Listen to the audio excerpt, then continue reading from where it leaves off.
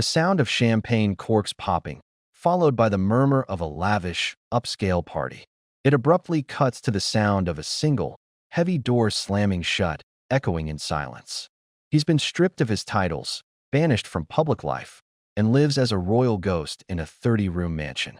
But behind the gates of Royal Lodge, a new, audacious, and frankly wild plan is being hatched. And it's not about returning to duty. It's about returning to the dating scene. According to close friends who are now speaking out, the disgraced Duke of York is not plotting a path back to the palace. He's plotting a path back to the parties, the glamour, and the arms of a new, wealthy companion. And the strategy he's devised is so shocking, it's left his own family horrified. A sly, jazzy musical sting. Forget the quiet life of contemplation. Insiders reveal Andrew Windsor is preparing for a comeback tour of a very different kind, and the rules of this game will make your jaw drop. To understand this plan, you have to understand the man Andrew was. Before the scandals, he wasn't just a prince, he was the Playboy Prince. A fixture on the global social circuit, a man who moved through the world's most exclusive parties with confidence and a notorious charm. That identity wasn't just a part of his life, it was his life. With his royal identity legally erased, that old Playboy persona is the only one he has left. Friends say he's deeply bored, lonely, and filled with a sense of defiant entitlement. His reasoning, according to one source, is chillingly simple. If they've taken everything else, why shouldn't I have this? This isn't about finding love. This is about reclaiming power. It's about proving to the world, and to himself, that he still has it. That he can still command attention, luxury, and companionship, crown or no crown. And the blueprint for his return is already in motion. The sound of a single, perfectly poured whiskey over ice. The first phase of the plan, insiders reveal, is what his circle is calling the vulnerability tour. He has no intention of using common dating apps. Instead, his strategy is to work his extensive network of old, loyal friends, many in the ultra-wealthy circles of the Middle East and Europe, to be set up on discreet, private dates. His opening line, not a boast, but a plea. He plans to present himself as the victim of a great injustice, a noble man brought down by a ruthless media and a disloyal family. The script, we are told, is carefully crafted. He will talk about his unwavering loyalty to the crown and his mother, his pain at being abandoned, and his desire for a genuine connection with someone who sees the real him, not the monster portrayed in the press.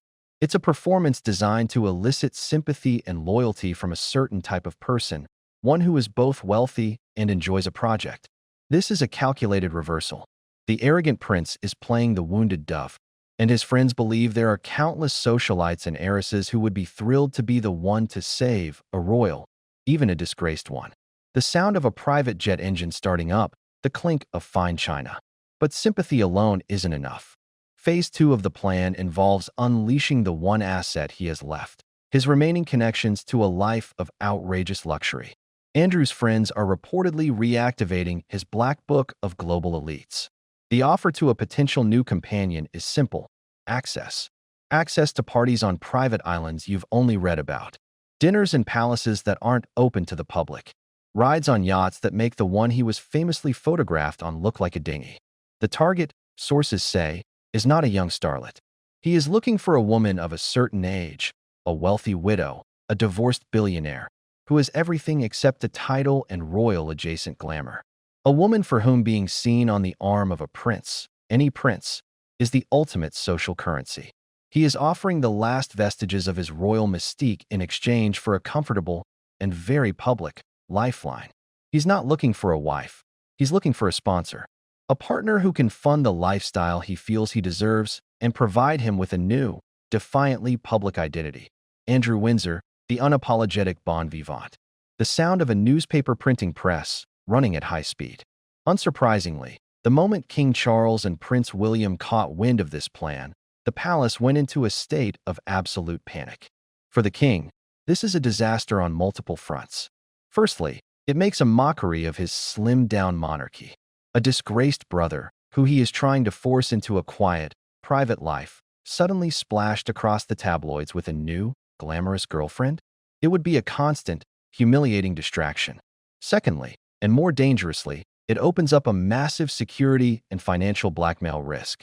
Any new person in Andrew's life would have to be vetted by MI5, a process that would be a nightmare given his existing associations. This person would have unprecedented access to a man who still holds family secrets and who is notoriously loose-lipped after a few drinks.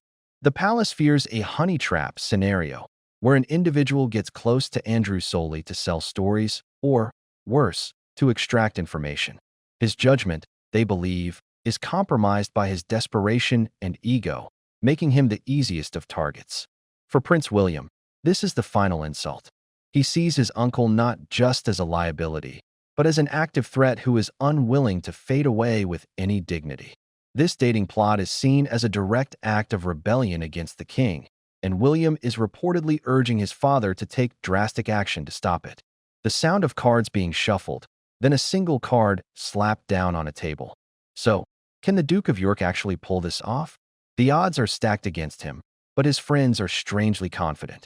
In the world of ultra-wealthy social climbers, the allure of a prince is a powerful drug. The scandal, for the right person, might even be a perk, a guarantee of global headlines. There is a certain strata of society that thrives on controversy and exists entirely outside the court of British public opinion. Prince Andrew's planned dating comeback is more than a midlife crisis. It is a nuclear option, a deliberate middle finger to the institution that cast him out. He knows he can't be a working royal again, so he's chosen to become the anti-royal, the partying prince, the man who refuses to be punished. He is trading the respect of a nation for the attention of a select few. And in doing so, he is ensuring that the Windsor name will remain mired in scandal for years to come. The king wants him to disappear. Andrew Windsor is planning his grand re-entrance. Do you think anyone would actually date Prince Andrew now? Is this a brilliant, if twisted, strategy, or the final act of a delusional man? Let us know your shocking predictions in the comments. If this unbelievable report has you captivated, you need to be subscribed. We are the only channel breaking stories this explosive from inside the palace walls.